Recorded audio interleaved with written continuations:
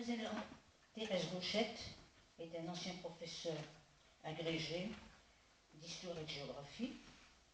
À l'heure actuelle, elle est présidente d'honneur de la Société archéologique et historique de Nantes et de la Loire-Atlantique et membre d'une nouvelle association qui s'occupe du développement de la recherche historique en Vendée.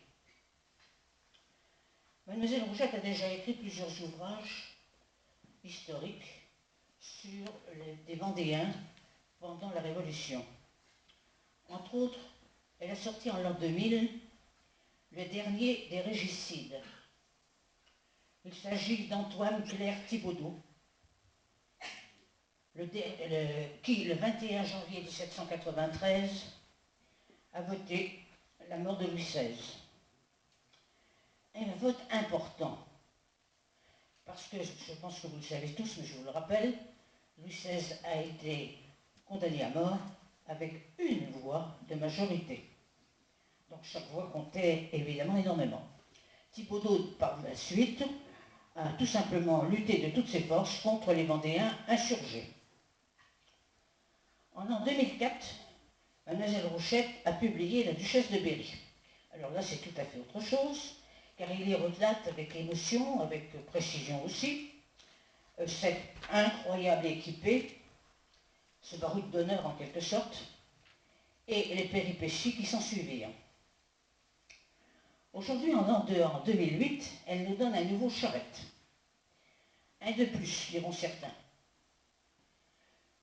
Mais le héros vendéen, vénéré encore à l'heure actuelle dans toute la Vendée, et nous est présenté ici, dans la Vendée insurgée bien entendu, nous est présenté avec ses défauts et ses lacunes évidemment, mais aussi avec son merveilleux sens de l'honneur, du courage et de la volonté, qui en ont fait pour la postérité le roi de la Vendée. C'est le surnom qu'il a eu de son vivant et qu'il a gardé. Remercions donc Mademoiselle Rochette de nous rappeler les grandes heures de notre région, cette époque où les gens vivaient et luttaient, non pour de mesquines questions d'argent, mais pour l'honneur et la dignité de l'être humain.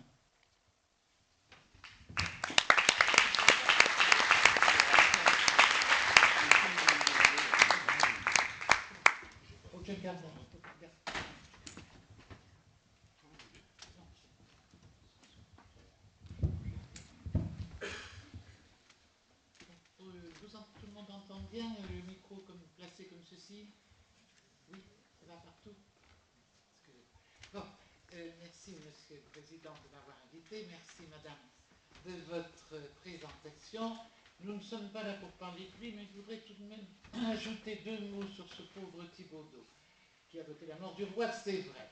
Mais comme chacun sait, le vote de trop, c'est celui du duc d'Orléans. Bon. D'autre part, il n'a pas combattu les insurgés de toutes ses forces. Il a seulement eu une mission à l'armée des côtes de la Rochelle, où il s'est fait extrêmement discret.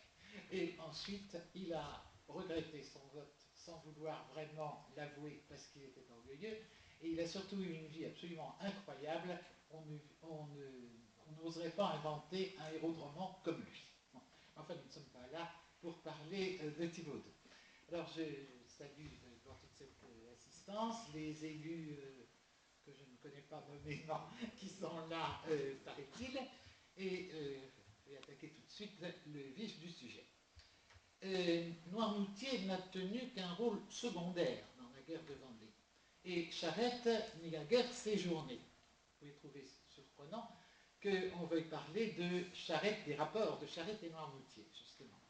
Cependant, la prise de l'île par Charette et sa reprise par les Républicains vont entraîner de tragiques conséquences, d'abord pour les habitants de Noirmoutier.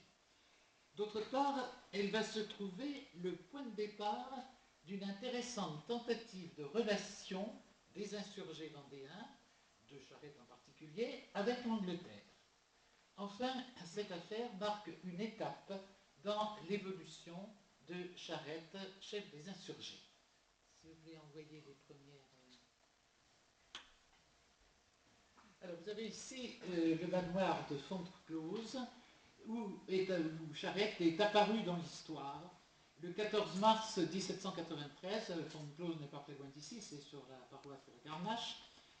Le 14 mars 1793, donc 80 hommes de la Garnache sont venus le chercher chez lui.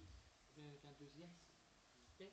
Alors cette gravure est du 19e siècle, elle est hautement fantaisiste.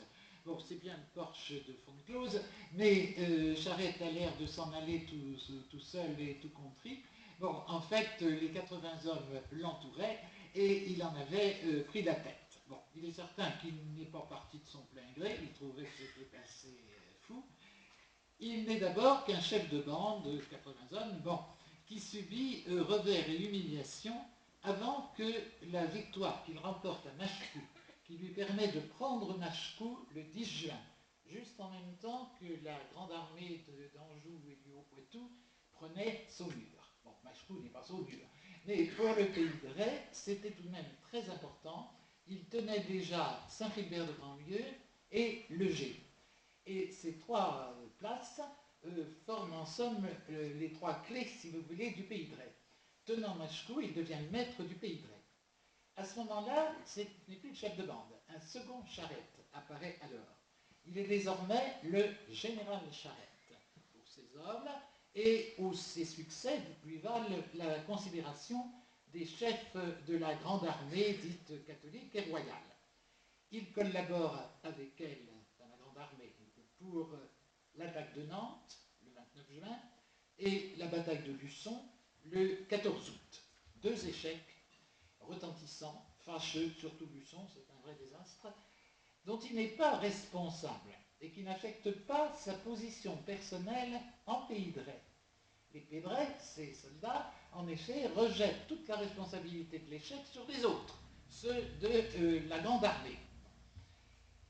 Et cependant, à partir de ce moment-là, début septembre, le temps des succès va faire place à la défensive. Le 1er août, en effet, la Convention a voté un décret vouant la Vendée à la destruction totale.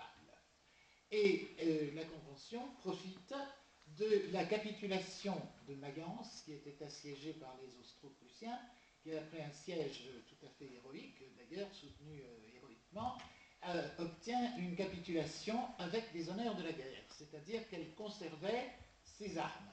Simplement, les vainqueurs ont fait ont inscrit dans les termes de la capitulation que ces armes ne devraient pas être retournées contre eux.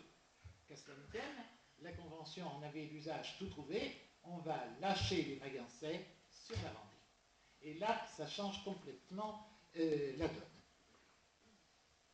Alors, Charette, à ce moment-là, doit se replier sur le Gé, parce qu'il se trouve aux premières loges. Les Maguinçais partent de Nantes, sous les ordres du général Bessères, et Machecoul se trouve évidemment, Machecoul, le Gé, se trouve aux premières loges.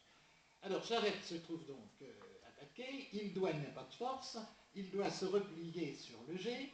À Le Gé accourent des habitants du pays terrorisés par la nouvelle que les Maguinçais occupent Machecoul, et éclairent, comme il disait gentiment, le pays de leurs incendies. Partout où ils passent, c'est une traînée d'incendies.